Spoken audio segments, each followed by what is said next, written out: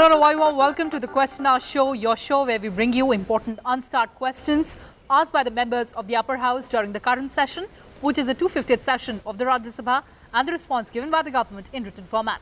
I'm Kriti Mishra, and joining me is my colleague Akhilesh Suman. So Akhilesh, let's take our viewers through important questions and answers in this edition of Question Hour. And the first question that we've picked up today is to the Ministry of Chemicals and Fertilizers, and this question has been asked by two members, Mr. Prabhakar Kore as well as Dr. Vikas Mahatme. And these members have asked the government whether it has created any platform to monitor availability and supply of fertilizer in the country.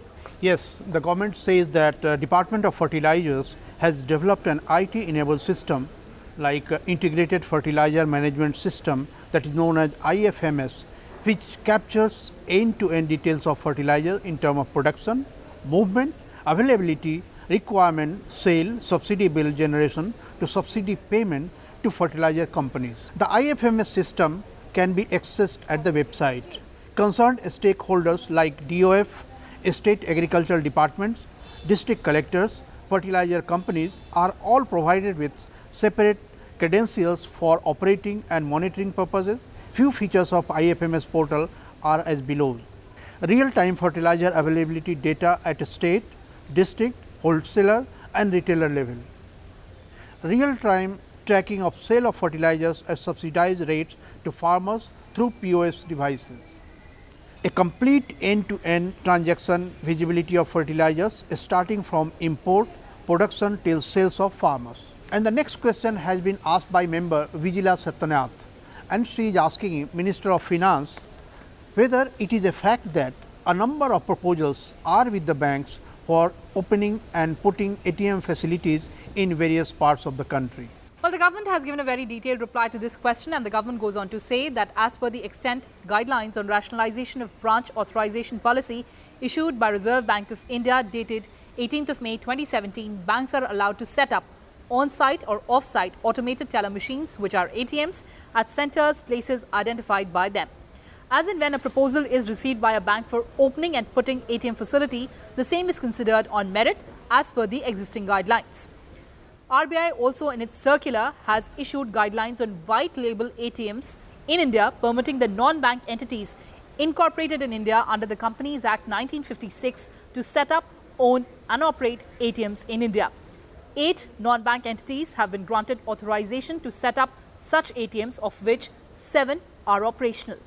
As per RBI's data on 30th of June 2019, a total of 2,06,202 ATMs of scheduled commercial banks are working in the country, out of which 33,304 ATMs are in rural areas.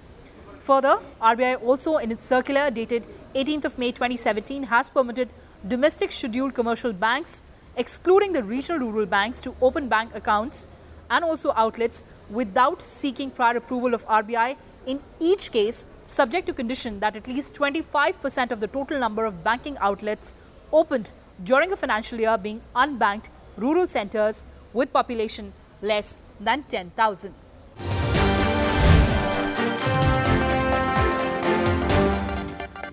And joining us on the Question Hour show is the questioner, Mrs. Vijila Satyanath. Ma'am, welcome to Rajya Sabha Television, and thank you so much for talking to us. You asked a very important question about expansion of ATM network in the rural areas. What is your take on government's response? Actually, I've got a very good response from the government, because government wants to expand this network far and wide, especially to the unreached, to reach the unreached, because many Jantan accounts have been, it was the initiative by our Prime Minister Shri Narendra Modi. It was the first of its kind in our country that all of them have been brought under the banking sector. All the rural people, especially those who 70% of our economy, it's in agriculture, so agricultural laborers, agriculturists and everyone in the grassroots, everyone has been brought under the banking sector. So Jantan accounts, that is the zero balance accounts, have been having an enormous impact on the economy too, because people have started to save, people have started to bring money to the bank, and then people have not now relying on the local gundas and those who have their own chit funds, those who have been exploiting them for a long time. So now it is the right time that the Jantan accounts have been brought out and people have brought money to the banks. And after they have reached the banks, now it is the paperless economy, that is the cashless economy, because nowadays it's not very safe to travel with the money, taking money from here to there, taking their farmers' money from here to, when they go and give their yields, then they get money, and transportation is also very, very difficult. So now it is right time that cashless economy, that is the plastic economy, has been brought out. So ATMs has to be developed. So in each and every nook and corner, especially in the villages, we need an ATM centers. So I could find in major towns there are so many ATM centers, but of course, to be very frank, to be very open, that many of the ATM centers are not working properly. That also I want to put in record. But we wanted a more sophisticated, more modern ATMs being opened in all the rural areas. So that has been a very good positive attitude of the government, and also the reply he has given me was very, very comprehensive.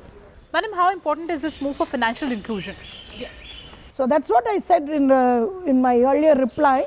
It is a great move for the comprehensive financial inclusion, that is bringing everyone to the modernized as well as to a proper cash handling and way they have the transactions done. So before it was, they used to give it to money lenders, middlemen, and so many of them were exploiting them. So now it is the better that financial inclusion is now underway in an extensive way. People have been very much benefited by this, and also agriculture sector has grown up now well because of the various steps taken by our Honorable Prime Minister, and also by the doubling of income, that also because the minimum support price is guaranteed. So farmers are readily accepting to give their produces their yield to the bank, and then properly managing, get loans and properly repaying it, and having a great benefit from the banks after getting all the subsidies from the government. Ma'am, those were very important inputs that you were giving. Thank you so much for talking to Rajya Sabha Television. Thank you so much. Thank you.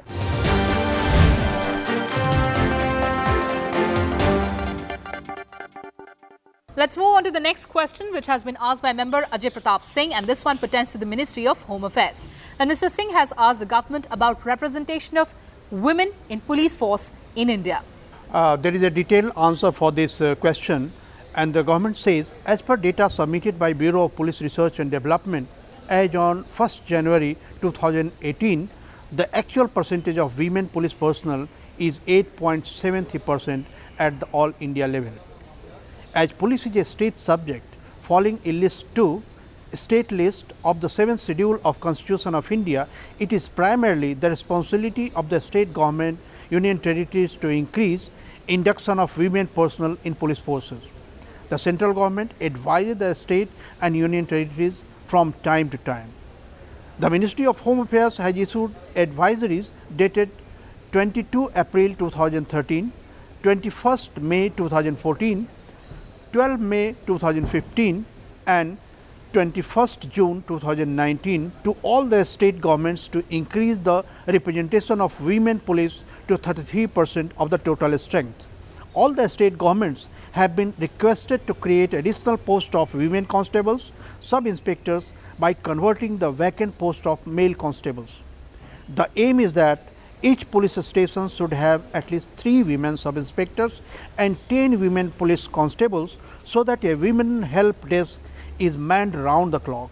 Further, Under the scheme of assistance to states for modernization of police, states can seek financial assistance for all types of weapons and equipment.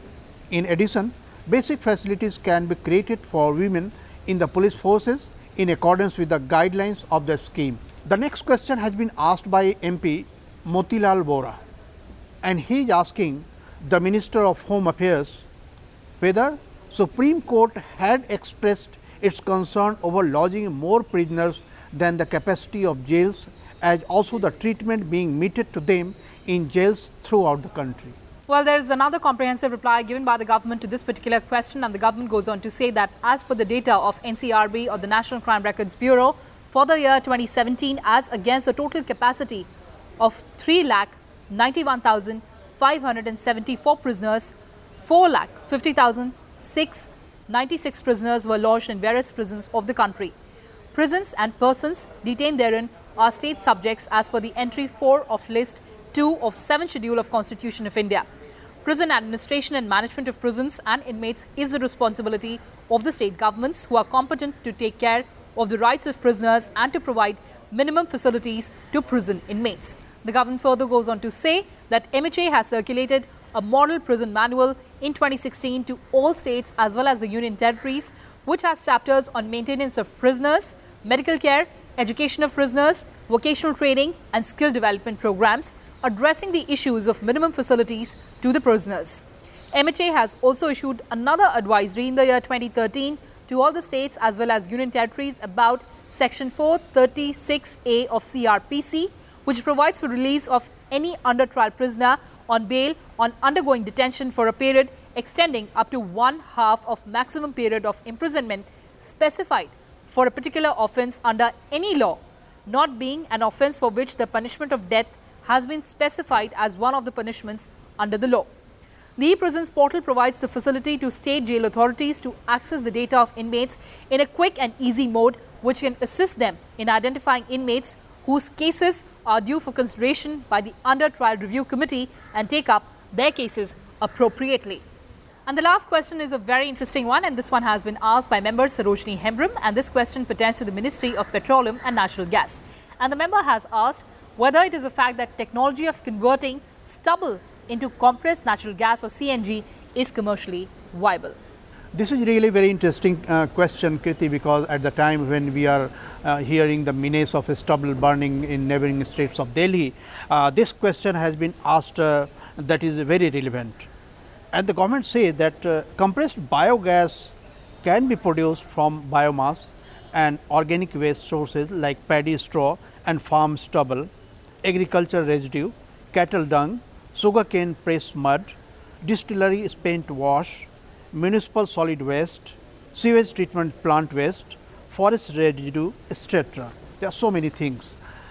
Government of India has launched sustainable alternative towards affordable transportation initiative on 1 October 2018 to promote CBG as an alternative green transport fuel for efficient management of biomass and organic waste. As part of the SATAT scheme, Indian Oil Corporation Limited, Bharat Petroleum Corporation Limited, Hindustan Petroleum Corporation Limited, GAIL India Limited and Indraprasth Gas Limited had launched an expression of interest for procurement of CBG from the entrepreneurs at an assured price. The CBG shall be sold to commercial consumers which are using LPG and other fuels. SATNT initiative has the potential of addressing environmental problems arising from stubble burning. The viability is based on techno-commercial factors. So these were the important questions and answers in this edition of Question Hour. But on the other side, we'll have Prashn Kal in Hindi with our colleagues Arvind Singh and Preeti Singh. Don't go anywhere.